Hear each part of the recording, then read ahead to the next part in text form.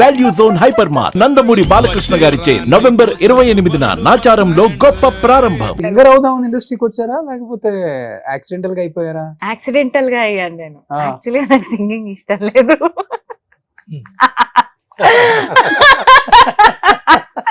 అంటే చిన్నప్పుడు నాకు అసలు నాకు అసలు నచ్చదు సింగింగ్. చిన్నప్పుడు మా అమ్మ కొంచెం ఊరుకో గాడ్స్ గిఫ్ట్ అలా చేయకూడదు అదేదో ఉంటుంది సార్. ఒకటి శంకరాచార్యులు గారిది మొన్ననే మా మాయ గారు చెప్పారు. అంటే ఇన్నేళ్ల తర్వాత వాళ్ళు చెప్తే గానీ దాని ఎసెన్స్ నాకు అర్థం కాలేదు.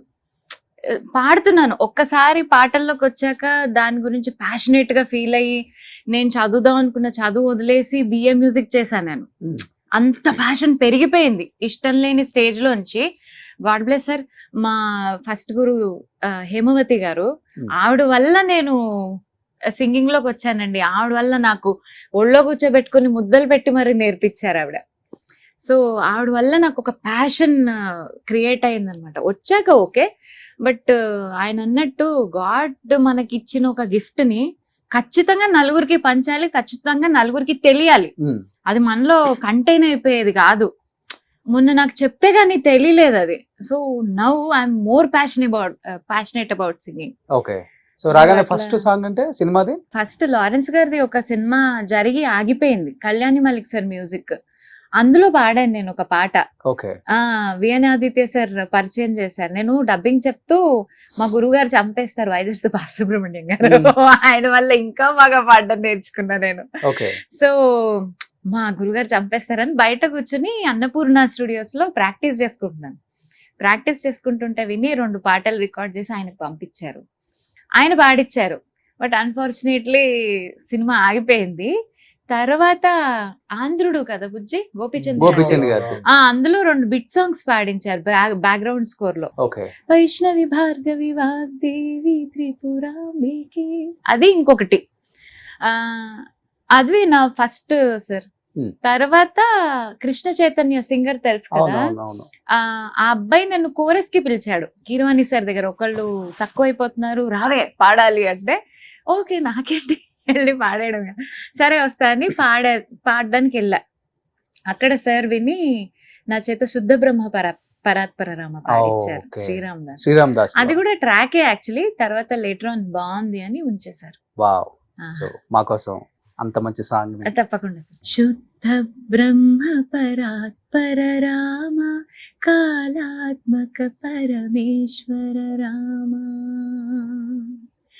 శీషతల్ప సుఖ నిత్రిత రామ బ్రహ్మాద్యమర ప్రార్థిత రామ రామ రామ జయ రాజా రామ రామ రామ జయ సీతారామ రామ రామ జయ రాజా రామ రామ రామ జయ సీతారామ ప్రియ గుహ వినివేదిత పద రామ శబరి దత్త ఫలాసెన రామ హనుమత్ సేవిత నిజ పద రామ సీతా ప్రాణాధారక రామ రామ రామ జయ రాజా రామ రామ రామ జయ సీతారామ శుద్ధ బ్రహ్మ పరాత్పర రామ కాలాత్మక పరమేశ్వర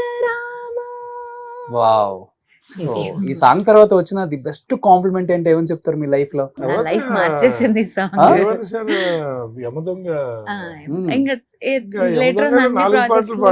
అసలు ఆ పాటలకి ఈ పాటలకి సంబంధమే లేదు.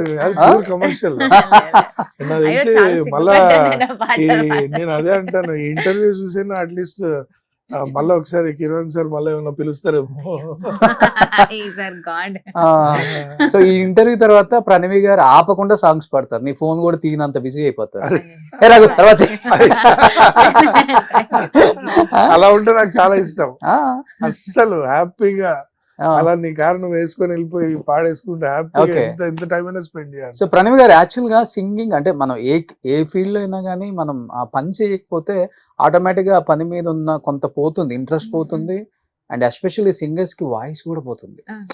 రెగ్యులర్ ప్రాక్టీస్ ఉండదు, ఇంకా ఫ్యామిలీ లైఫ్, ఇంకా ఎంతసేపు ఉన్నా కానీ అదిగో ఆ కూర ఈ తాలింపు క్యారేజ్ పెట్టు స్కూల్కి ఇదే ఉంటుంది.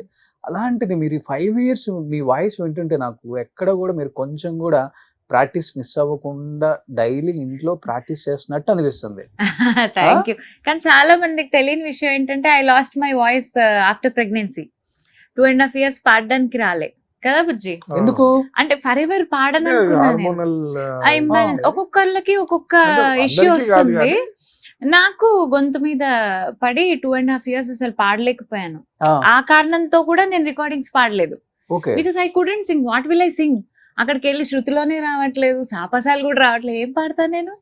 2.5 years తర్వాత కాదు ఇట్లా కాదు, మనం సినిమాల్లో పాడేమో పాడలేదా, ఇంకో చోట పాడేమో పాడలేదు, అవన్నీ పక్కన పెడితే కూతురు కనీసం పాడుకునేటప్పుడు జోలపాటన్నా పాడుకోవాలి కదా, వేస్ట్ బతుకు అని నేను 3.5 years చాలా కష్టపడ్డానండి. చాలా కష్టపడి ప్రాక్టీస్ చేశాను.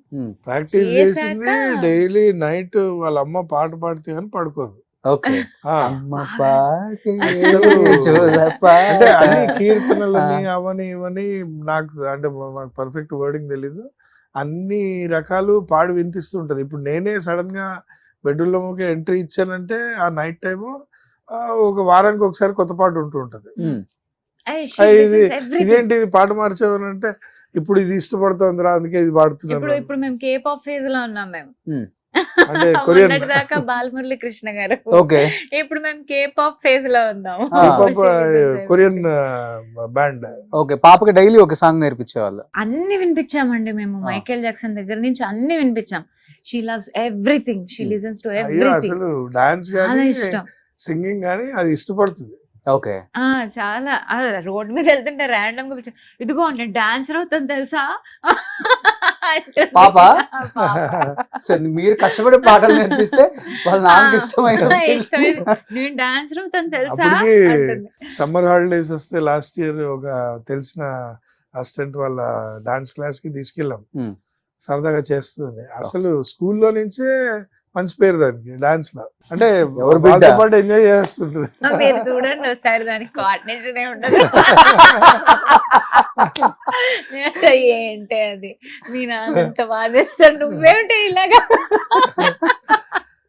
అంటే పర్ఫెక్ట్లీ ఈ టైం నాకు తెలిసి 5 years కన్నా కూడా 6-7 years లో స్టార్ట్ చేస్తే చాలా తొందరగా కూర్చుండిపోద్ది. ఎందుకంటే 5 years ముందు 4 పిల్లలతో డాన్స్ చేస్తూ ఒక చైల్డ్హుడ్ ఎంజాయ్ చేస్తారు. బట్ 5+ తర్వాత నుంచి ఇంకా 9 వచ్చేటప్పటికి వాళ్ళు గట్టిగా స్టేజ్ ఫియర్నెస్ పోతుంది. నేను చెప్తాగా నా డాన్స్ నేను చెప్తాగా ఇంతే ఇంతే ఇంతకు మించాలి. శ్రద్ధ ఏదైనా చేద్దాం చేద్దాం అంటే వాళ్ళ అమ్మమ్మను అన్నం పెట్టేటప్పుడు కూడా టీజ్ చేస్తుంటది. ఇక్కడి నుంచి అక్కడ వరకు పరిగెత్తి వెళ్ళి ఇల్లు ఆడి చూపిస్తుంటది. ఏంటి అది. సో అసలు యాక్చువల్ గా డార్లింగ్ మా ప్రణవి ఉంటే కొంచెం భయపడతావు కదా నువ్వు మాట్లాడటానికి. నేనే భయపడతానండి, అంత సీన్ ఏం లేదు. 10 నిమిషాలు చూసిన ఇంటర్వ్యూ ఓన్లీ ఫ్యామిలీ ఆడియన్స్ చూస్తారు అనుకుంటారు కానీ అంత సీన్ ఏం లేదు. లాస్ట్ కి తను ఏం చెప్తే అదే. అంతేనా? టామ్ అండ్ జెర్రీ ఎలా ఉంటారు అలా ఉంటారు. సేమ్ వర్డ్ వాళ్ళ అమ్మ కూడా అదే వాడుతారు. ఇద్దరు టామ్ అండ్ జెర్రీ. అసలు ఎందుకు చేసుకున్నారు? ఫ్రెండ్స్ లాగా ఉంటే సరే, చచ్చిపోతున్నాం కొట్టుకుంటారు. పైకి వెళ్ళో బయటికి పోయి కొట్టుకోండి ఇంకో